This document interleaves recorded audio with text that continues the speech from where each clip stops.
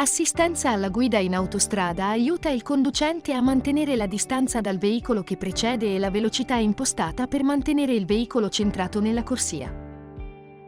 Premi il pulsante di assistenza alla guida sul volante per attivare e disattivare HDA.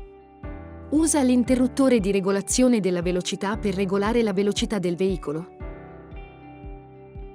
E il pulsante distanza dal veicolo per regolare la distanza del veicolo.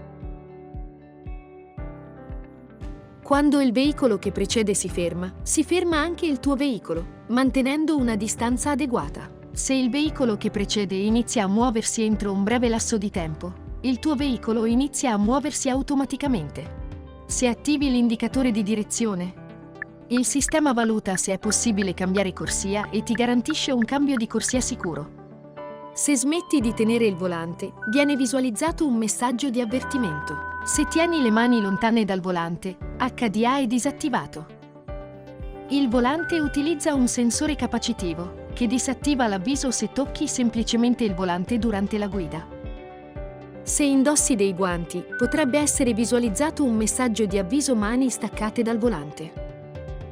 Assistenza alla guida in autostrada può essere impostato nel sistema di infotainment.